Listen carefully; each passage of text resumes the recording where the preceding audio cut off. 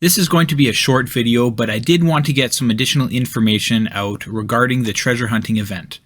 I'll start with some tips on how to earn points in the event for those of you that may be struggling. The first 2 days I resigned myself to do the bare minimum required to reach the 500 million goal within the 10-day period of the event, which is, of course, 50 million per day.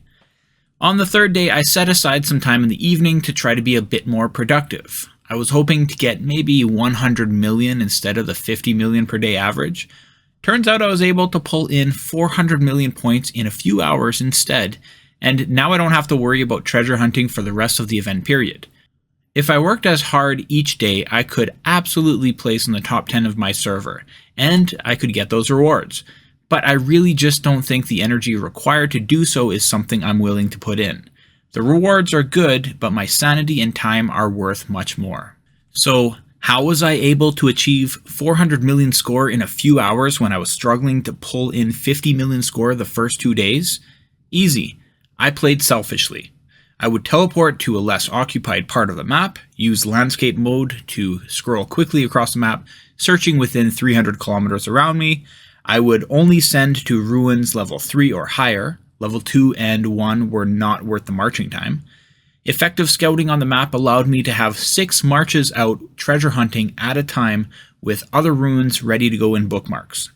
Ruins took an average of 15 minutes to clear, so I was able to increase my score dramatically in only about 2 hours. I hate that I had to play selfishly to make this happen, but when you share coordinates to the Alliance, people end up speeding to the ruins and getting almost no rewards anyway because it finishes so quickly. Everyone porting out to just finish up the event is a lot more time and cost effective than to struggle to hunt treasure from the hive. This is an event where playing selfishly is actually playing selflessly. In playing selfishly and getting your 500 million done quickly, you'll reduce the demand on relics and people won't be wasting speeds and time trying to compete for treasures in the ruins. Since I've obtained all the Monarch and Alliance score rewards, I decided I'd save up the chest to open on screen since I know a few of you out there salivate whenever you see the goodies obtained from boxes. The last thing I want to talk about in this video is more of a warning considering a quirky element of the event. Resource tiles function differently than pyramid ruins, and this difference can lead to accidental tile hitting. Let's say you send a march to an unoccupied resource tile 500 kilometers away. Someone else spots the same tile and sends their troops. That player's troops arrive first, and yours are still marching to the now occupied tile. What happens if you let your troops complete marching and reach the resource tile containing enemy troops? Nothing.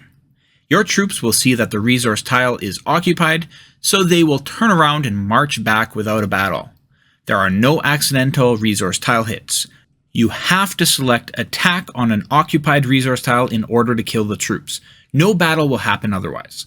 This is a safeguard to prevent accidental battles that might otherwise occur when 2 players send to the same resource tile thinking it is free. Pyramid ruins unfortunately don't work this way. If someone occupies a ruin before your troops are able to land, your troops will battle. You might think you are safely sending a march of valuable troops to a pyramid ruin to safely gather treasure, and then the second it reaches the ruins, you lose all the troops. There will be no notification that the occupied status changed. You'll be just surprised with a PvP report instead of event treasures. If you are the attacker, you'll also take troop deaths as the aggressor. It's a really terrible design flaw that you need to be aware of. There will certainly be some people out there that watch your lines so they can speed into the pyramid ruins and make you attack them. Technically, a player that did this would not be attacking a tile since they were there first, but it's certain to cause a lot of drama. I really think that servers should deal with this issue proactively. The simplest way to avoid the trouble is to state in the server rules that you can't send a march to a pyramid ruin that already has a march line going to it. Find another that is neither occupied nor has lines heading there. Knowing that trying to beat players into pyramid ruins is against the rules will benefit everyone because no one will need to use valuable march time speedups to beat other players to that location.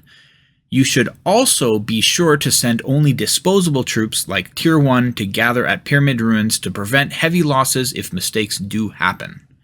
Hopefully, these are some helpful reflections for you. Happy treasure hunting, everyone! Thank you so much for watching this video and supporting the channel. If you liked what you saw, please consider hitting the like button and checking out other videos on the Miser's Guide to Evony.